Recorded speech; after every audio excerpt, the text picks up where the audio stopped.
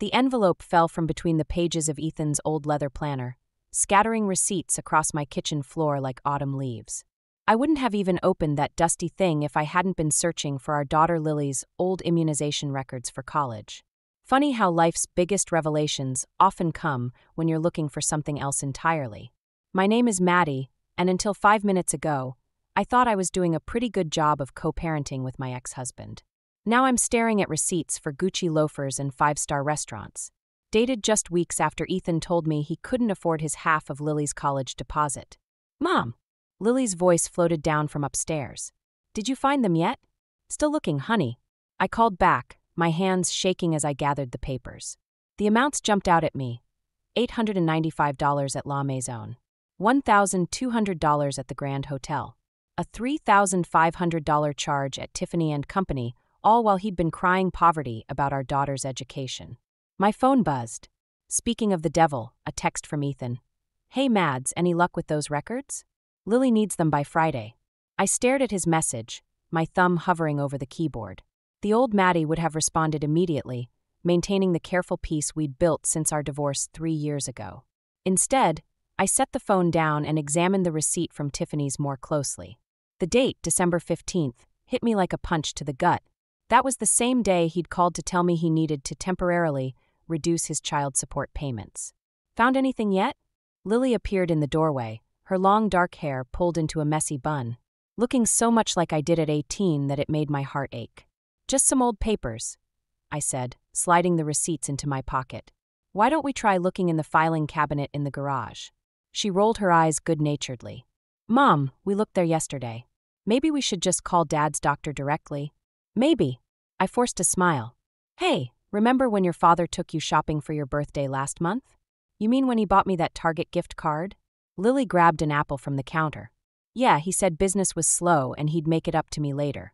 The receipt for the Gucci loafers was dated 3 days after her birthday. My brother Ryan's words from last week suddenly took on new meaning. He'd mentioned seeing Ethan at Morton's Steakhouse, entertaining clients. Except Ethan had told me he'd given up his corporate job to focus on his struggling startup. Mom! Lily's voice pulled me back. You okay? You look weird. Just tired, sweetie. I squeezed her shoulder. Listen, I need to run some errands. Will you be okay here for a couple hours? After Lily went back upstairs, I spread the receipts across the kitchen island. Each one told a story, not just of money spent, but of lies told. The familiar anger I'd thought I'd dealt with years ago began to simmer again, but this time it was different. This wasn't about me anymore. This was about our daughter. My phone buzzed again. Another text from Ethan. By the way, can we talk about reducing the monthly payments again? Startup life, you know how it is. 带冷汗的笑. I picked up my phone and finally replied. Sure. Let's talk. How about dinner at La Maison tomorrow night? I hear their wine list is excellent. There was a long pause before those 3 dots appeared. That place is a bit out of my budget right now. Is it? I typed back, then deleted it. No, this needed more finesse. More planning. No problem, I sent instead. How about coffee at my place? We can discuss everything then. Everything indeed. I gathered the receipts and tucked them into my purse. The old Maddie might have confronted him immediately, letting anger drive her actions. But I'd learned a few things since our divorce. Sometimes the best revenge isn't served hot or cold. It's served strategically. First stop, my brother Ryan's house. If anyone would know how to handle this situation, it would be him. And I had a feeling I was going to need all the help I could get. Ryan's face darkened as he spread the receipts across his kitchen counter. That manipulative son of a... Language, I warned, glancing at his kids playing in the next room. I don't understand. How can he buy $1,000 shoes while telling Lily he can't help with her textbooks? My brother ran a hand through his salt and pepper hair. Because he's the same Ethan he's always been, Mads. Remember when he couldn't afford your anniversary dinner but bought himself that Rolex? The memory stung. I'd defended Ethan back then, believing his explanation about it being a business investment. Now I wondered how many other investments I'd blindly accepted. My phone chimed. Ethan. Coffee tomorrow at 10? Your place. He's coming over tomorrow, I told Ryan, showing him the text. Says he wants to discuss reducing payments again. Perfect timing. Ryan gathered the receipts into a neat pile. So what's the play here? Before I could answer, my phone rang. Lily's face lit up the screen. Hey sweetie, everything okay? Dad just called, she said, her voice tight. He asked if I could skip the campus housing and live at home instead. Says it would save money. My blood ran cold. The Tiffany receipt flashed through my mind. What did you tell him? That I'd think about it. She paused. Mom, is everything okay?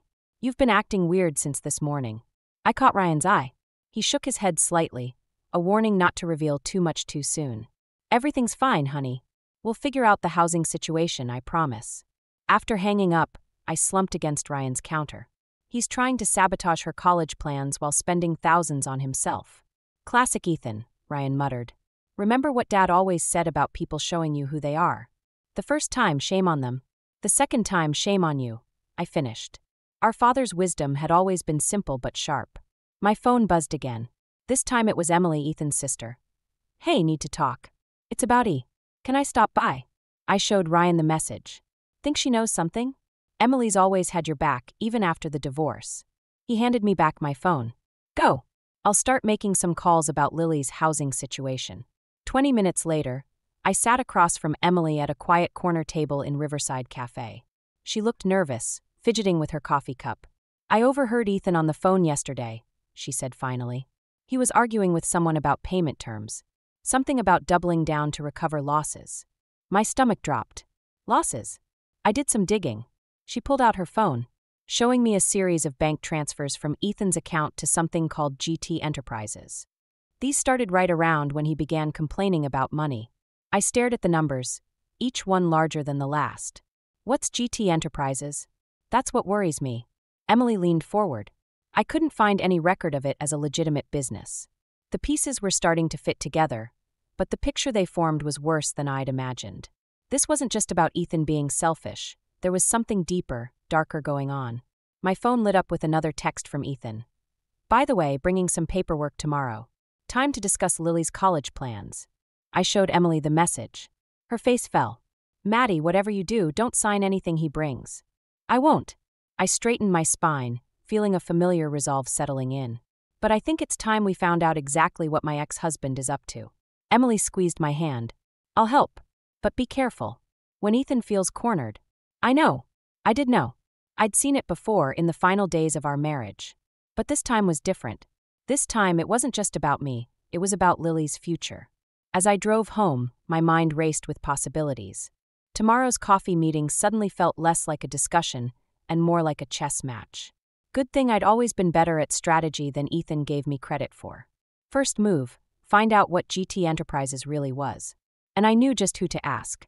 I was halfway through my morning coffee when Sarah Chen's call changed everything. Sarah, my old college roommate who now worked at one of those trendy downtown marketing firms, wasn't one for casual chats. I saw Ethan last night, she said, her voice careful. At the Edison.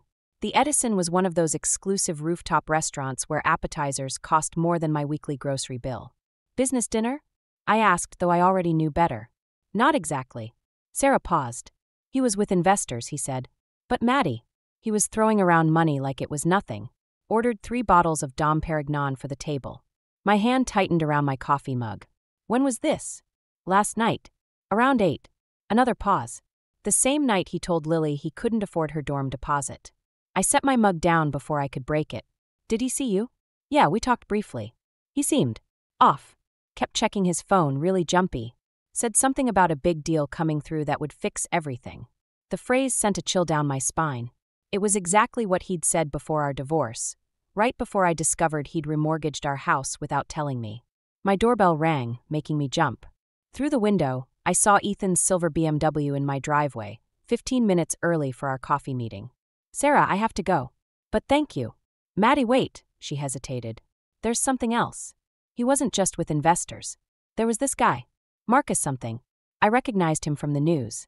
He was involved in that investment scandal last year, the one with all the lawsuits. The doorbell rang again. Send me whatever you can find on Marcus, I said quickly. I'll call you later. I opened the door to find Ethan in his standard power pose. Expensive suit, practiced smile, leather portfolio under his arm. The same look he'd worn when he told me our marriage was over. Mads! He breezed past me into the kitchen. Sorry I'm early. Traffic was lighter than expected. I watched him pour himself coffee in the mug he'd always used when we were married. Some habits die hard. You wanted to discuss payments? Among other things. He pulled out some papers. I've been thinking about Lily's college situation. I have a proposal that could work for everyone. As he talked, I studied him with new eyes. The designer watch that probably cost more than his claimed monthly income. The fresh haircut from that fancy salon downtown. The subtle shake in his hands as he spread the papers across my counter. It's really quite simple, he was saying. If Lily lives at home during college, we can use the housing money to invest in this amazing opportunity I've found. Marcus, a brilliant guy, you'd like him. He's put together this fund that's guaranteed to double our money in 6 months. There it was. I felt a strange calm settle over me, the kind that comes with absolute certainty. Guaranteed returns? Sounds too good to be true. That's because you don't understand the market. His smile tightened. Trust me, this is Lily's best option. All we need is to pull together some capital. If you could just sign these papers releasing her college fund. My phone buzzed. A text from Sarah, Marcus Gregory. 3 pending fraud investigations. Known for running Ponzi schemes targeting divorced parents. Be careful. You know what's interesting? I kept my voice light as I picked up the papers. The Edison has really gone downhill lately. Sarah Chin was just telling me about their overpriced champagne. Ethan's face flickered, just for a moment. But it was enough. I should go, he said abruptly, gathering his things. Think about the proposal. Lily's future is at stake here.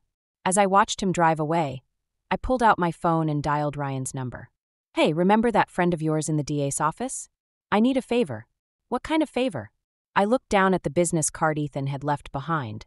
GT Enterprises was printed in gold letters, with Marcus Gregory listed as CEO. The kind that requires a search warrant. 3 days of sleepless nights had left their mark. I caught my reflection in my office window, dark circles under my eyes, coffee cup number 4 trembling slightly in my hand. The email from Ryan's contact at the DA's office sat unopened in my inbox, its subject line taunting me. Marcus Gregory investigation. My phone lit up with Lily's face. Mom, did you know Dad's planning to sell Grandma's house? The coffee cup slipped from my hand, splashing across my desk calendar. What? He just called. Says since I'm not using the college fund anymore, he needs to liquidate assets or something. But that's your house now, right? My mother's house. The one place that had always been our safety net, left to me in her will. The home where Lily had learned to walk, where we'd fled after the divorce. The house Ethan's name was still on because I'd never gotten around to changing the deed. Don't worry about it, honey, I said, already grabbing my keys. I'll handle it. Emily was waiting outside my office, her face grave. I tried calling you. I know about the house, I cut in, heading for the elevator. It's worse than that. She followed me in. Marcus Gregory isn't just running a Ponzi scheme. He's targeting divorced parents specifically. Gets them to sign over assets, promising to double their money for their kids' education. The elevator felt too small suddenly. How do you know this? Because he tried it with me and Jack during our divorce last year. She pulled out her phone, showing me a news article. 3 families have already lost everything. The FBI's involved now. My hands were shaking as I read the headline. Investment scam targets divorced parents' assets, multiple families left homeless. The elevator doors opened to the parking garage. Ryan was waiting, looking grim. Got your message. Emily, fill you in. Some of it. I looked between them. What aren't you telling me? Emily and Ryan exchanged glances. Show her, Ryan said quietly. Emily pulled up a video on her phone. It was security footage from the Edison, showing Ethan with Marcus Gregory. But it was the third person at the table that made my blood run cold. Thomas Weber, my family law attorney. Weber's been working with them, Ryan explained, helping identify vulnerable targets through his divorce cases. The pieces clicked together with sickening clarity. Weber had handled my divorce, knew about my mother's house, knew about Lily's college fund. He'd even suggested I keep Ethan's name on the deed to avoid unnecessary complications. My phone buzzed, Ethan again. Need to meet ASAP. Weber has paperwork ready for the house sale. Great investment opportunity for Lily's future. I can't lose that house, I whispered. It's all we have left of Mom. It's Lily's home. You won't, Ryan said firmly. But we need to be smart about this. If we move too fast, they'll destroy the evidence. The FBI agent I spoke with, Emily added. She says they need someone on the inside. Someone they trust. I looked at the text from Ethan again, remembering how easily he'd always been able to charm people, to make them believe his lies. But he'd forgotten something important about me. I'd learned from the best. Tell your FBI contact I'm in. I said, straightening my spine. But we do this my way. No one messes with my daughter's future. Ryan touched my arm. Mads, are you sure? This could get ugly. I thought of my mother, how she'd fought to keep our home after Dad died. Thought of Lily, studying late into the night, dreaming of college. Thought of all the other families who'd lost everything to Ethan's schemes. It's already ugly, I replied, typing a response to Ethan. Let's meet. Bring Weber. I want to hear all about this investment opportunity. Sometimes the best revenge isn't about getting even. It's about protecting what matters most, no matter the cost. And I was done playing defense. One more thing, Emily said as we headed to our cars. The FBI agent? She's bringing a wire. The private investigator's office smelled like stale coffee and printer ink. Detective Sarah Martinez spread photos across her desk like a dealer laying out cards, each one revealing another piece of Ethan's elaborate deception. Your ex-husband's been busy, she said, tapping one photo showing Ethan and Marcus Gregory entering a high-rise downtown. GT Enterprises isn't just a Ponzi scheme. They're using the properties they acquire as collateral for larger loans. My throat tightened as I picked up another photo. Ethan shaking hands with Weber outside the Edison. How many families? 12 so far. All divorced parents with college-aged kids. She slid over a document. This is the contract they've been using. Notice anything familiar? My hands trembled as I recognized the letterhead. Weber's law firm. The same contract template he'd used for our divorce settlement. My phone buzzed. Lily. Dad's being weird. Keeps asking about Grandma's house. Says we should honor her memory by making smart financial decisions. Before I could respond, another message came through from Ethan. Meeting set for tomorrow. Weber says he can fast-track the paperwork. This is happening, Mads. Detective Martinez watched me carefully. You understand what they're planning? Once you sign those papers, they'll use my mother's house as collateral, I finished. Then disappear with the money, leaving us with nothing. Exactly. And because Weber structured the original deed to keep both names, it would look completely legal. The room felt suddenly airless. They've done this before? She pulled out another file. Janet Cooper. Lost her family farm last month. Her ex-husband convinced her to invest it for their son's medical school. She paused. She's living in her car now. My phone lit up again, Emily this time. Marcus Gregory just left Ethan's office. Something's wrong. He looked angry. Detective Martinez leaned forward. We need more time to build the case. If you could stall the meeting. I can't. I showed her Ethan's latest text. Weber's drawing up final papers tonight. Tomorrow or the deal's off. Then we do it tomorrow. She pulled out a small device. Wear this. Get them talking about the other properties, about Weber's involvement. We need concrete evidence. I stared at the wire, remembering Lily's face when we'd first moved into my mother's house after the divorce. How she'd claimed the yellow bedroom overlooking the garden, saying it felt safe there. If this goes wrong, it won't. Detective Martinez's voice softened. But you need to be prepared. Ethan's desperate. The FBI's closing in on their operation, and Marcus Gregory isn't known for his patience. My phone buzzed one final time. A photo from Ryan, Ethan and Weber entering Marcus Gregory's office building. The timestamp read just now. One more thing, Detective Martinez said as I stood to leave. We've been tracking Gregory's patterns. When things go south, he doesn't just run. He makes sure to leave nothing behind. The implication hung heavy in the air. This wasn't just about money anymore. It was about survival, theirs and ours. Outside, the summer evening had turned stormy, matching my mood. I drove to my mother's house, our house, and sat in the driveway, watching lightning split the sky. Lily appeared at the front door, silhouetted against the warm light inside. Mom, you okay? I thought about Janet Cooper sleeping in her car. About all the other families who'd lost everything. About my mother who'd worked 3 jobs to keep this house, telling me on her deathbed, take care of your safe place, Maddie. Some things are worth fighting for. Tomorrow, I'd wear a wire and face down the men who thought they could take everything from us. But tonight, I needed to prepare Lily for what might come next. Come on, I said, getting out of the car. We need to talk. The thunder rolled overhead, nature's own warning of the storm to come. The wire itched against my skin as I sat across from Ethan, Weber, and Marcus Gregory in Weber's chroming-glass office. Outside, storm clouds gathered, casting shadows across their faces. Detective Martinez's words echoed in my head. Get them talking about the other properties. The paperwork's straightforward, Weber said, sliding documents across his mahogany desk. Just your signature, and GT Enterprises will handle everything. I picked up the pen, letting my hand shake slightly. Like you handled things for Janet Cooper? The temperature in the room seemed to drop. Marcus Gregory's smile didn't waver, but his eyes hardened. I'm not familiar with that name. Really? I turned to Ethan. What about the Williams family? Or the Petersons? All those other parents who lost everything. Ethan's facade cracked for a moment. Maddie, you're being paranoid. This is about Lily's future. Don't. My voice cut through the air. Don't you dare use our daughter to justify this. A phone buzzed Gregory's. His expression darkened as he read the message. He and Weber exchanged glances. Perhaps we should take a break, Weber suggested smoothly. Give Madison time to think. No breaks. Gregory's voice was steel. We finish this now. The wire felt like ice against my skin. Just a few more minutes, a few more admissions on tape. Tell me, Marcus, I said. When you take these properties as collateral, do you already have buyers lined up? Or do you wait until the families are homeless before selling? Gregory stood abruptly. This meeting is over. And Mrs. Harper? His smile was all teeth. You should be more careful about wearing recording devices. They tend to interfere with office equipment. My blood ran cold. He knew. Everything happened at once. Gregory nodded to someone behind me. 2 men in suits appeared at the door. Weber was already shredding documents. And Ethan just sat there looking lost. Your brother Ryan, Gregory said casually. He has 2 kids, right? Lovely house on Maple Street. The threat was clear. I reached for my phone, but one of the suits grabbed my arm.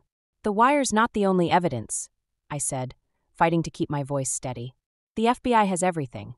No, Gregory corrected. They have suspicions. Theories. But after today, he nodded to Weber. They'll have a signed confession from Madison Harper, admitting to attempting to defraud GT Enterprises. Your signature, your crime. The document Weber pushed forward wasn't the property transfer. It was a confession, carefully worded to make me the perpetrator. Sign it, Ethan finally spoke, his voice hollow. Please, Maddie. He knows about Lily's scholarship. About Ryan's business loans. About Emily's kids. My whole body felt numb. Detective Martinez was supposed to be monitoring, waiting for the signal. Where was she? 2 minutes, Gregory announced. Sign or I start making calls. Starting with your daughter's university. I thought of Janet Cooper living in her car. Of all the other families. Of my mother's house, our safe place. But I also thought of Lily's future, of Ryan's children, of Emily's family. The pen felt like lead in my hand. Outside, thunder cracked and the lights flickered. Time's up, Gregory said softly. Choose. I pressed the pen to paper, a tear falling onto the document. Then my phone buzzed, a text from an unknown number. Keep him talking. 30 seconds. But Gregory was already reaching for the confession. A wise choice. The office door burst open. But it wasn't Detective Martinez or the FBI. It was Emily holding a laptop. Sorry I'm late, brother dear. Been busy downloading files from your private server. Amazing what people share with their sister's IT company. Gregory's face contorted. Security. But Emily was already backing toward the door, the laptop clutched to her chest. Run, she mouthed at me. I didn't hesitate. As chaos erupted in the office, I bolted for the emergency stairs, Gregory's threats echoing behind me. But I'd seen his face when Emily mentioned the server. For the first time, he looked afraid. Now I just had to stay alive long enough for help to arrive. And pray that Emily made it out with those files. The stairwell door slammed behind me as footsteps thundered above.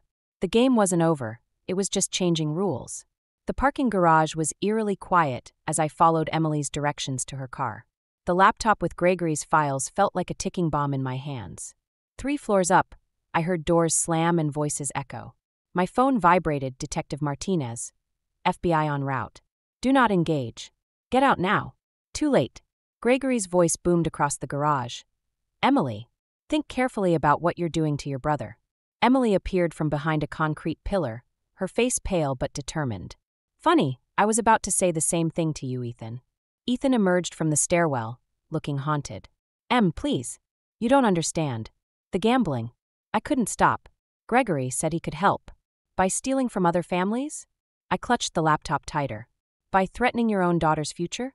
I can fix this, Ethan pleaded, taking a step forward. Marcus has a plan. Like he had a plan for Janet Cooper? Emily's voice cracked. I talked to her, Ethan. She lost everything. Her son had to drop out of medical school. Is that what you want for Lily? Footsteps thundered down the stairwell. Gregory appeared with his suited thugs, Weber trailing behind. Enough family therapy, Gregory snapped. The files, Emily. Now. Already uploaded to the cloud, Emily shot back. Along with proof of Ethan's gambling debts. How you used them to force him into your scheme. Ethan's head snapped up. What? Show her, Ethan, I said quietly. Show her the texts where Gregory threatened to expose your gambling unless you helped target divorced parents. Show her how he made you choose between your addiction and your daughter. Gregory's mask finally cracked. Shut up. Or what? My voice was steady now. You'll add me to your list of victims? Make me disappear like the others? Mom! My heart stopped. Lily stood at the garage entrance, Ryan beside her. Get her out of here, I shouted, but Gregory's men were already moving to block the exits. Perfect timing, Gregory smiled. The whole family together. Now about those files. Already sent to the FBI, Ryan called out. Along with Emily's evidence about the gambling operation you've been running through GT Enterprises. Gregory lunged for the laptop, but Emily was faster. She threw it to Ryan, who caught it one-handed. It's over, Marcus, Emily said. The FBI has everything. The gambling. The properties. The threats. Nothing's over, Gregory snarled, reaching into his jacket. Several things happened at once. Ethan shouted no, and tackled Gregory. The gun skittered across the concrete floor. And Lily, my brilliant, brave daughter, kicked it under a car. FBI, freeze! The garage filled with agents, Detective Martinez at the lead. As Gregory and his men were cuffed, Ethan remained on his knees, shoulders shaking. I'm sorry, he whispered. God, Maddie, Lily. I'm so sorry. Lily moved toward him but stopped short. How long? The gambling. Since before the divorce, Emily answered gently. Gregory found out, used it to force him into the scheme. But that doesn't excuse what he did. No, Lily agreed, her voice hard. It doesn't. As the FBI led Gregory and Weber away, Detective Martinez approached us. We'll need statements from everyone. And Mr. Turner. She paused. Given your cooperation at the end, we'll discuss options for rehabilitation. I watched Ethan being led away, remembering the man I'd once loved, the father Lily had once admired. Now all that remained were broken pieces and hard truths. Mom! Lily's hand slipped into mine. Can we go home? Home. To my mother's house, our house, still safe, still ours. Yeah, honey. I squeezed her hand. Let's go home. Emily caught my eye as we left, mouthing, thank you. For what? I wasn't sure. For helping expose the truth? For still caring about her brother despite everything? Maybe some questions don't need answers. Maybe sometimes justice and mercy look the same. The storm had passed, leaving behind a sky washed clean. Tomorrow would bring its own challenges, statements to give, damages to assess, wounds to heal. But tonight we were safe. Tonight we were together. And sometimes that's enough. 6 months later, I stood in my mother's kitchen, watching Lily pack the last of her dorm supplies. The morning sun streamed through windows that had witnessed 3 generations of our family's stories. Soon, they'd witness another chapter. Found this while cleaning out the attic, Ryan said, placing a dusty box on the counter. Mom's old papers. Inside, beneath faded receipts and photographs, lay an envelope with my name on it. My mother's handwriting, still sharp after all these years. Everything okay? Lily paused in her packing, watching me unfold the letter. Your grandmother, I smiled, always did have perfect timing. The letter was dated just weeks before she passed. Dearest Maddie, by the time you read this, you'll understand why I left you the house instead of selling it when times were tough. Some things are worth more than money, like having a safe place to land when the world stops making sense. You'll face choices that seem impossible. Trust your instincts. They're better than you think. Love. Mom. My phone buzzed, Emily. Ethan's doing better in rehab. Asked about Lily's move-in day. I showed Lily the message. She'd visited her father twice since his plea deal, each time returning with fewer answers but more understanding. I'm not ready, she said quietly. Not yet. That's okay. I squeezed her shoulder. Time's funny that way. It doesn't fix everything, but it helps you figure out what needs fixing. The doorbell rang. Janet Cooper stood on our porch, holding a casserole dish. Since testifying against Gregory, she'd become a regular visitor, helping other families rebuild after similar schemes. Thought you could use some fuel for moving day, she said, then noticed Lily's university sweatshirt. Hey, my son's starting there too. Medical school, second try. Really? Lily brightened. Which dorm? As they chatted, I noticed a familiar car slowing down across the street. Weber, out on bail pending trial. Our eyes met briefly before he drove away. Some people never learn, but at least they can't hurt anyone else. Detective Martinez called, Ryan mentioned, helping Janet unpack the casserole. Gregory's facing 20 years minimum. His assets are being liquidated to repay the families. Good, I said, but the word felt hollow. Justice wasn't about revenge anymore. It was about restoration. About helping people rebuild. Mom! Lily called from the living room. Look what I found in Grandma's box. She held up an old photo, me at her age, standing proud in front of this very house. On the back, my mother had written, Maddie's Fresh Start, 1999. Guess we both got our fresh starts here, Lily smiled. The moving truck pulled up outside. Ryan and Janet started carrying boxes while Lily did one last room check. I stood in the kitchen, reading my mother's letter again. My phone lit up with another message, Ethan. Tell her I'm proud. When she's ready, I'll be here. Doing the work. Being better. I didn't respond. Some messages don't need answers. Some healing happens in silence. Ready. Lily appeared with her last bag. Almost. I pulled out a small box I'd been saving. Inside was a key on a silver chain, not to the house, but to something more important.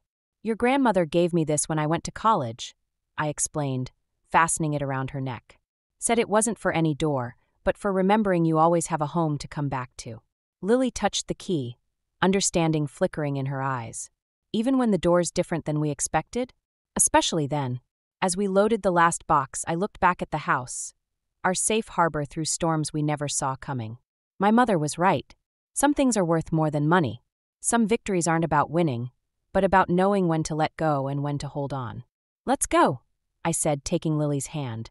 Time to write your own story. The morning sun caught the key around her neck, throwing light in all directions. Like hope, I thought. Like new beginnings. Like home.